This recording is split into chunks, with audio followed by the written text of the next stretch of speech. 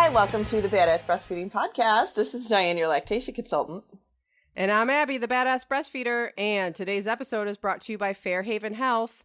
Fairhaven Health is coming out with a new product. Ooh. The Sage Personal Moisturizer and Lubricant.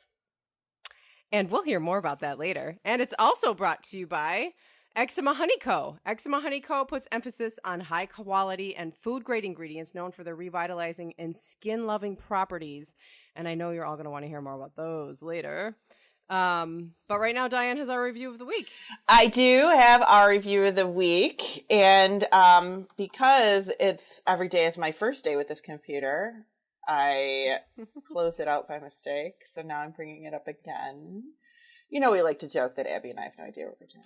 No, it's the first day at the Badass Breastfeeding Podcast. Welcome. Thank you for joining us. It's our very first episode. Well, bear with us while we iron out some of these kinks. Oh my gosh. I swear to God. I didn't even have my microphone in front of me today. Okay, this one, and I picked this out earlier. It's a little bit longer, but I love it. It's from Nanika007. And she says, I would have given up a long time ago. My baby and I had a rocky start. I had a low supply and worked hard to bring it up. Had to supplement with formula a bit in the beginning. I found your podcast when my son was 3 months old and refused to nurse. People around me kept telling me he might be done as things don't go easy for us. I found your episode on nursing strikes and was so relieved. I kept going. I started listening to more episodes and you mentioned that we should relax and trust our bodies. That was a game changer for me. I let my baby nurse when and how much he needed. I stopped using formula. When he was 7 months old, he started biting. My friend told me her pediatrician told her to stop breastfeeding when her daughter bit her at 9 months old. I found an episode on biting and kept going. My friend's babies were sleep trained and slept through the night at 4 months old. My baby kept waking up to nurse. I thought something was wrong. I even enrolled in a program to become a sleep consultant and teach my baby to sleep and break the bad habit of nursing to sleep, as that seemed to be the problem. I found your episode on night nursing and now we co-sleep. He is an exclusively breastfed 10-month-old and the happiest baby thanks to you. Your podcast gave me the knowledge, strength, and courage to do what feels right and what nature intended us to do. Thank you, Nina. Wow. Amazing. Yeah, an episode for every step of the way. Yeah. And I love that she was just like, you know, the outside influences, which we've been talking about a lot the last few weeks, the outside influences. And she was like, screw that. I'm going to find my own village. And she did it. So thank you. And congratulations, because that's a really hard thing to do. First time mom, and you're like lost and you feel like you don't know what you're doing. Of course you listen to those outside influences, right? Like that's what people do. That's what you're supposed to do. That's what we as a society have always done. We're social creatures. We listen to other people, except all the other people these days have it wrong. Right. And we're not just saying that because we're like the best people and you should always listen to us. Like it's that's how it is. We are. Yes, we are. We have the right information. Right.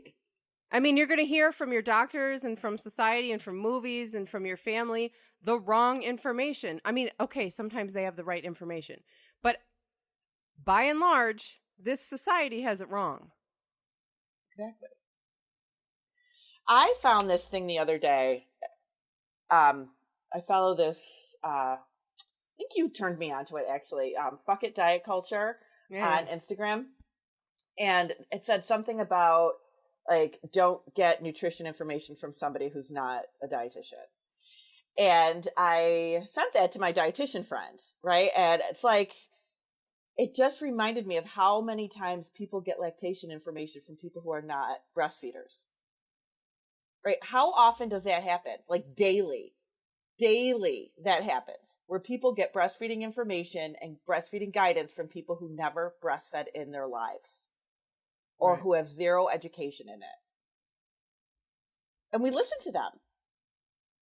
Like, why? I don't know. There's nobody else. Oh my God, it's so frustrating. And they're usually people that we think are an authority and that we should be listening to. Right. And it's okay to not listen to them. Yeah.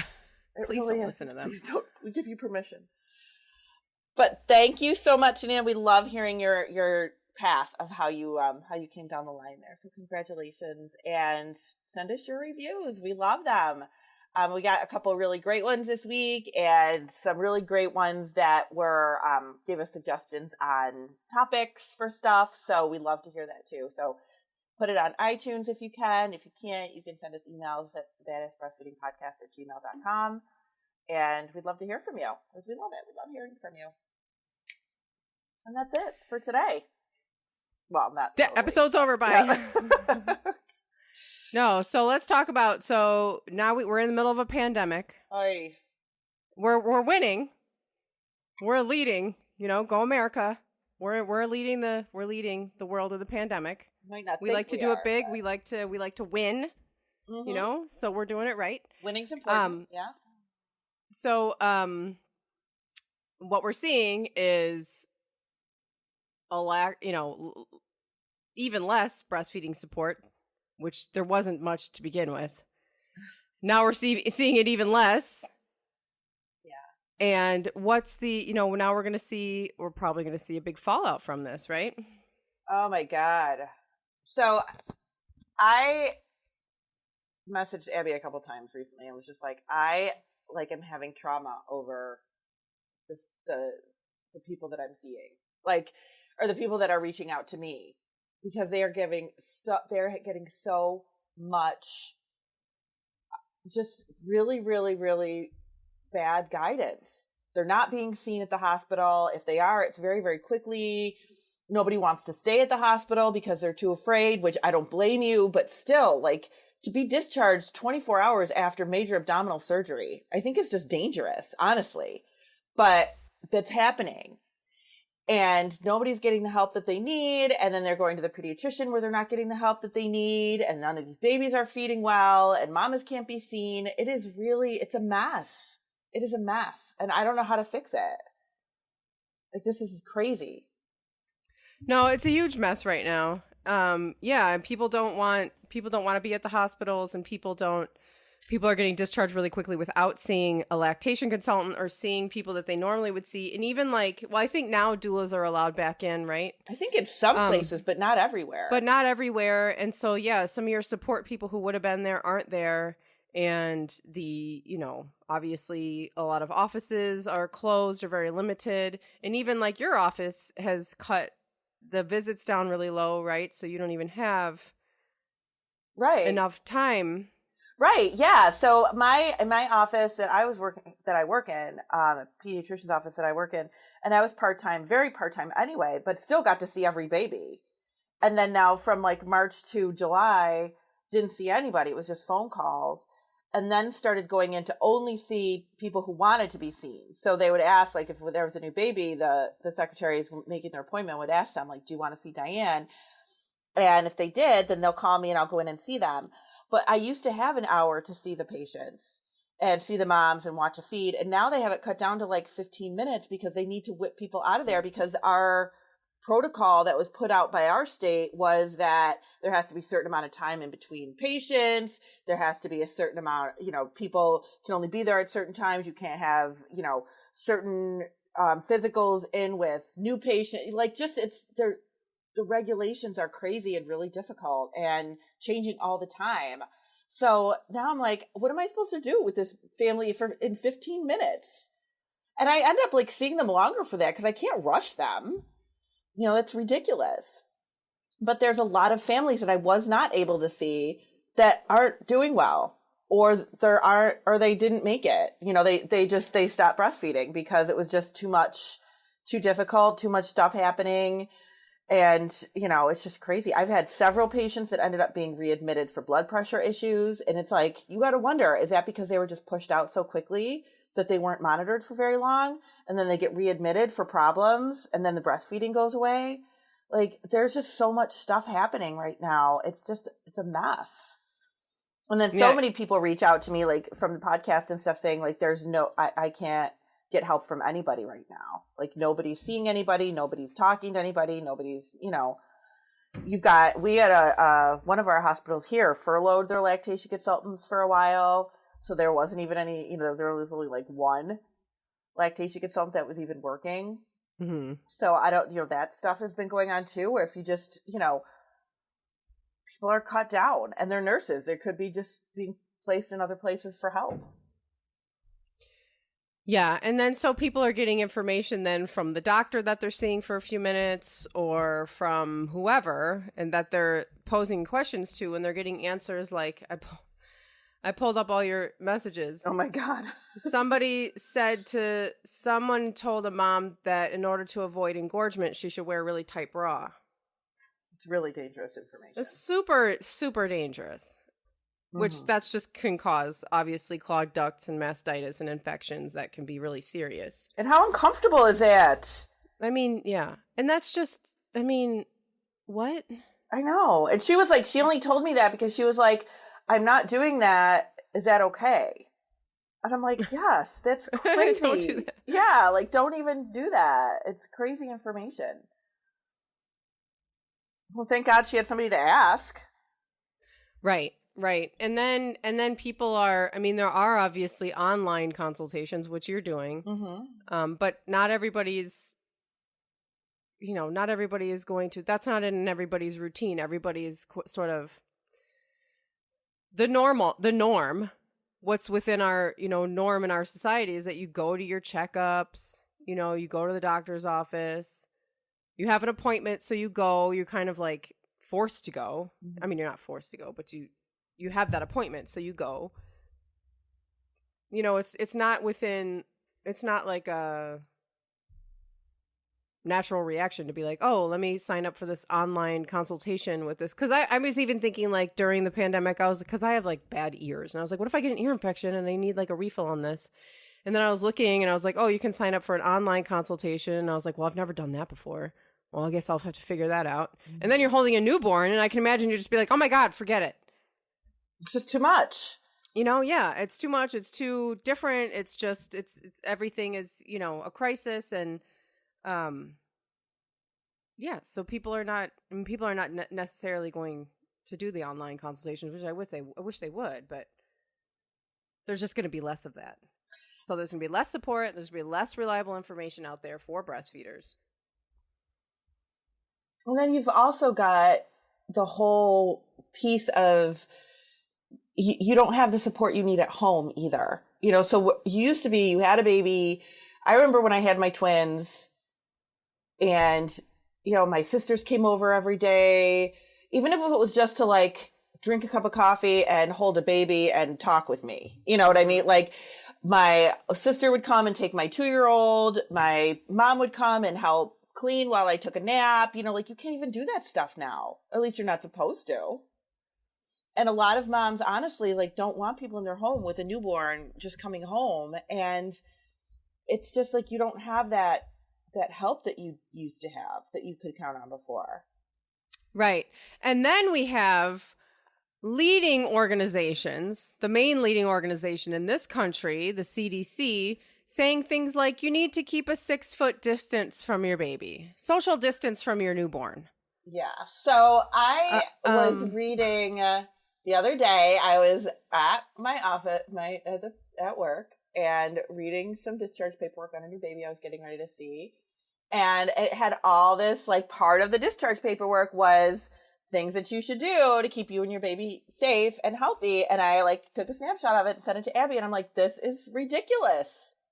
And it was, like, stay 6 feet apart from your baby. If you have, I don't even remember if they were symptoms. I got it right here. You want me to read it? God, I was right here. Ridiculous. And it came from the CDC. So if you have or may have COVID-19, the current CDC recommendation is that you stay in a separate room from your newborn until the risk of spreading the infection is over. Which is 2 weeks? Is that what it is? Is that what they're saying? 2 weeks? So don't touch your newborn for 2 weeks. That's okay. If you and your baby are not separated, you can reduce the chance of your baby being infected by washing your hands thoroughly and wearing a face mask during each feed. Okay, we've heard that. That's fine. Newborns should be kept a minimum of 6 feet away from the infected caregiver at all times. At all times. Remember, less time and more distance are the best ways to protect your new baby. Okay, let me repeat that and let's sit with that. Let's sit with that for a second, okay? Remember, less time and more distance are the best ways to protect your new baby. And to make them a sociopath. That's what should be added on there. This is what the Center for Disease Control is telling us to do with our new people.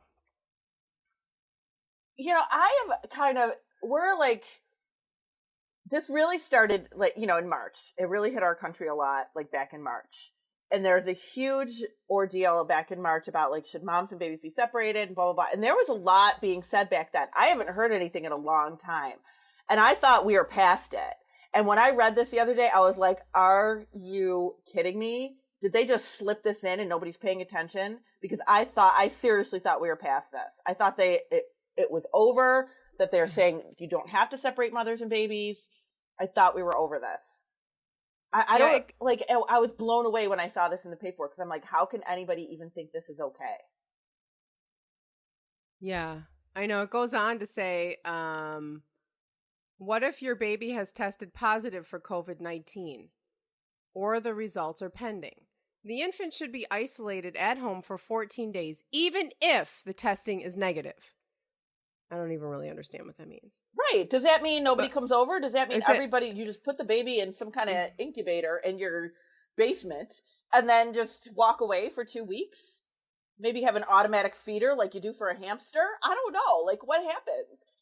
I don't know. But this is not what other leading health organizations around the world are saying.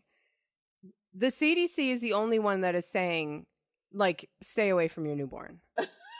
Stay away from your It's cooties. It's just ridiculous. It's ridiculous and it's unsafe and it's dangerous and it's the opposite of... It's the complete opposite from what the WHO says. Exactly. Complete opposite. What the World Health Organization is saying is totally different. Keep breastfeeding. Keep your baby close. Do skin to skin. Do all the things.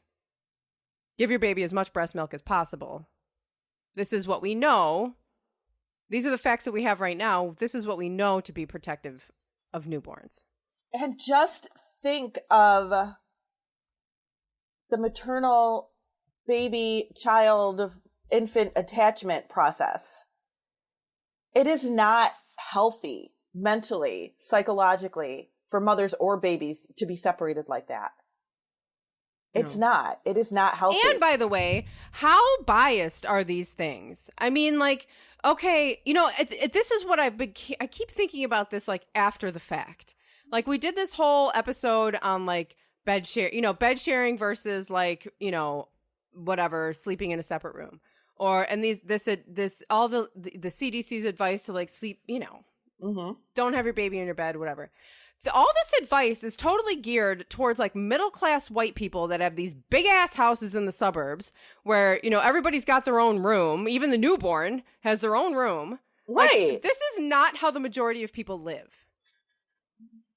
This is not, people do not have 85 rooms for all the people to have their own wing of the house. What about single mothers? And single parents, yeah.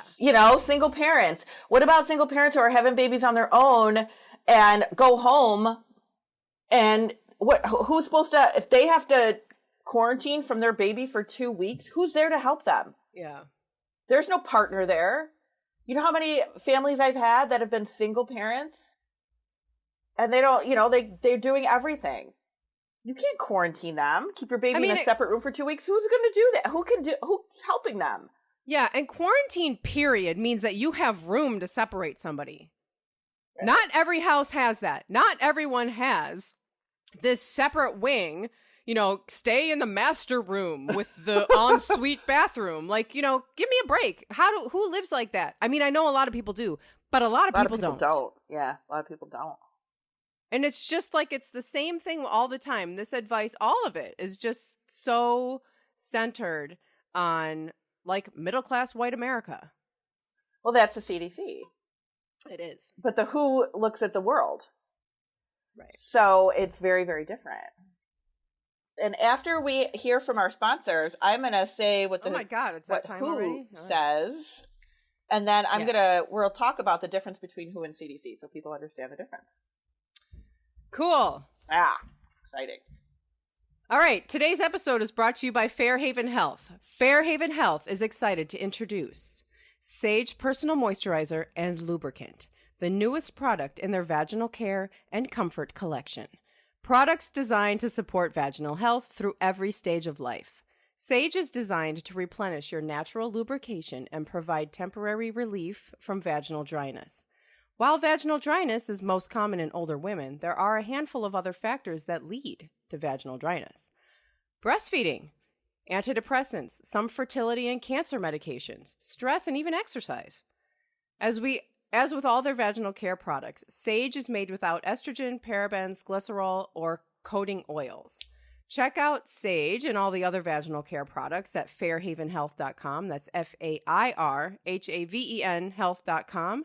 And use promo code BADASS for 15% off of your purchase over there at Fairhaven Health. So, today's episode is also brought to you by Eczema Honey Co. Eczema Honey Co. puts emphasis on high quality and food-grade ingredients known for their revitalizing and skin-loving properties.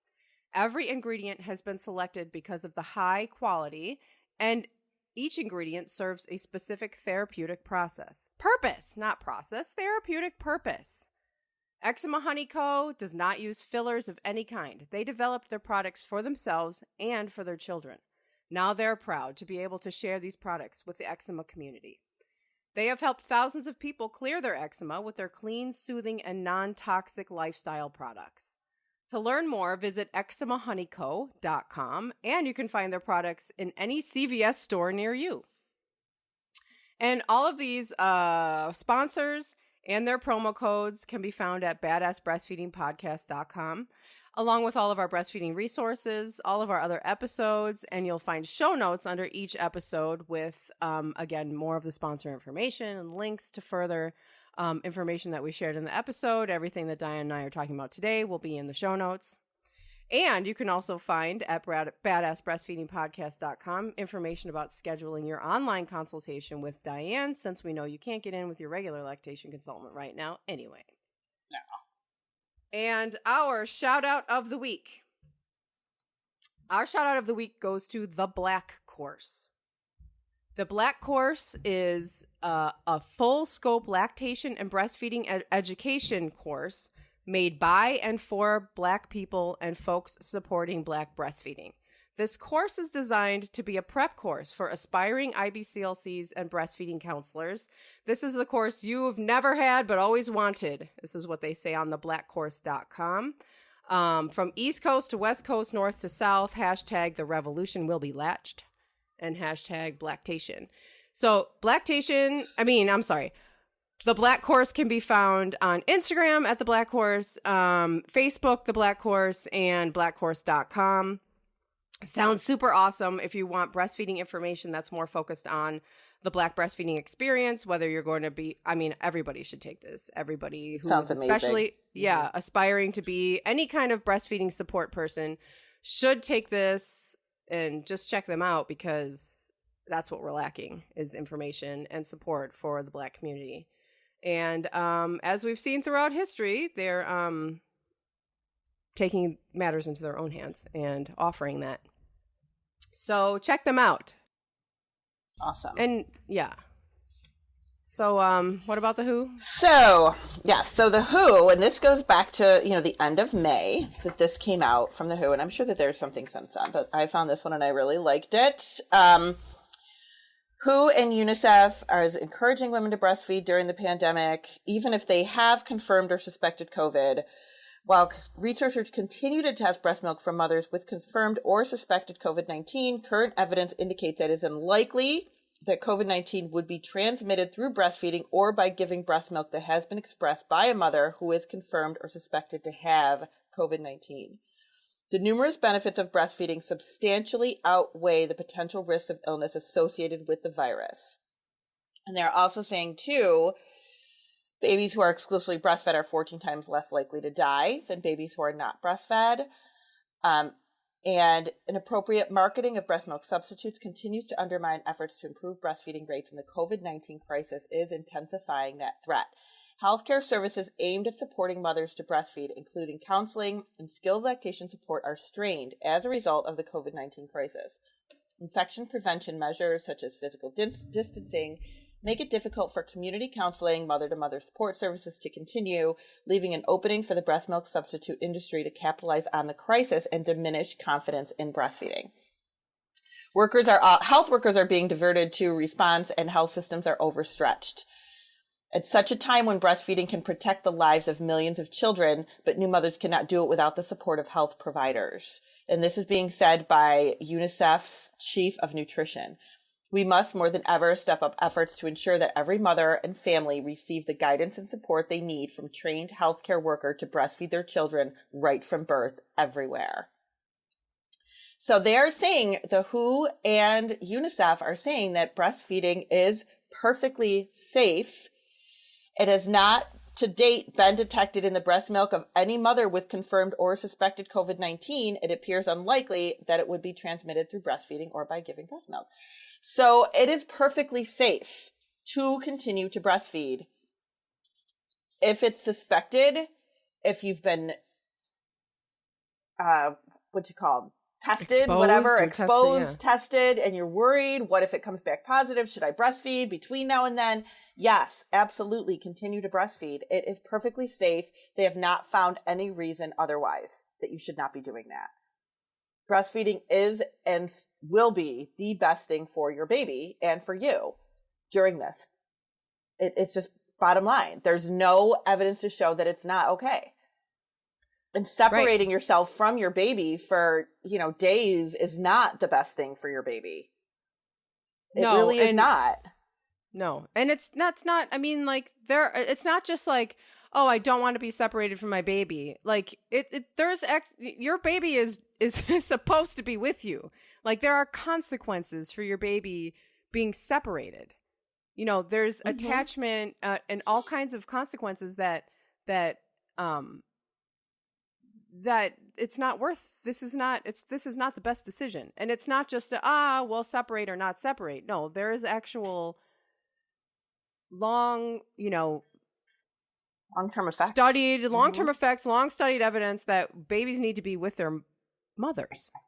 Right. And I don't understand how are you going to separate? Because now they're saying, there's some places who are separating in the hospital, and that is just, it's ridiculous. I know, that's insane. And that's just insane. I have a friend in Texas who said that they're separating in the NICUs. They're not letting anybody, in the NICUs to see these babies. So how are you going to tell me? And this would be my first argument. If it was me, if I was the mom, I'd be like, how is it safer for this doctor and this nurse to be touching my baby, but I can't? How is that okay? Yeah. That they're touching every other baby around and then going home and being exposed to we don't know what at home and then touching your baby. But you can't touch your baby. Right. How about let the baby and the mother recover in the room and you stay the F out? Right. How about that? How about you social distance? Yeah, that's better. Not the baby. Right. Baby social distance. Come on. Give me a break. Now, if you are not sure about the difference between the WHO and the CDC, and if you're somebody who's kind of following along with what's going on in the media and, the president's always fighting with one or the other of them or whatever, I think recently our president here in the United States said we were leaving the WHO, getting out of the WHO, we fight with the CDC, there's all this stuff. And it's all right, so what's the difference? So I did a quick Google, and I did find a pretty cool article like explains the two of them. And this is going back a couple years, actually. It was funny ironic that this came out because of Zika. Remember when Zika was a big thing a few years ago? And whether or not women should be having babies or trying to be having babies if they live in a place where Zika. So this is still based on, it always comes back to moms and babies, I feel like. That is always a thing. So this is based on moms and babies with that. But explaining about the difference between the CDC. So what they are, the World Health Organization cannot overrule the Centers for Disease Control and Prevention because they are separate agencies. Okay, the WHO is separate from the CDC. The CDC is a branch of the United States government who answers to the president, Congress, and the courts, while the WHO is a United Nations agency and answers to an annual assembly of the world's health ministers. So you've got the WHO, which is filled with health people. From various countries. So you're getting the outlook. Isolated. Yeah, you're getting the outlook of what's happening around the world from health people. And you've got the CDC, who is answering to a government, not health people, the government. So that is very different. That is very, very different. Yep. They both make recommendations based on expert advice. In general, the CDC relies on advice from its internal experts, while the WHO convenes panels of independent experts from around the world. Okay. So they all do, like, you know, you might see things come out. Like one of the examples that's in this article is the WHO can't rule that Olympics may proceed. That is up to the Olympics. You know, so like you might see specific things that are being canceled or that are being, you know, passed along or whatever. And people are going, oh, you know, is this because the WHO says we can't do it? Or is this because the CDC says we can't do it? You know, it just, certain things are being dictated by their own entities too. But yeah, we I mean, do the World rely Health on Organization them offers for health recommendations. information. They Right. make And health that's recommendations. They don't like exactly. rule. anything. Right. So, and they're same thing with travel advisories. They're advisories, they're recommendations, they're, you know, things, whatever. And what it comes down to too, like with the CDC, it's also like that thing that Abby was reading that came from the hospital. I mean, it's a recommendation. They recommend that you stay away from your baby. But honestly, like if you're a new mom and you're worried about this, if you read that, you're probably going to do it. Yeah.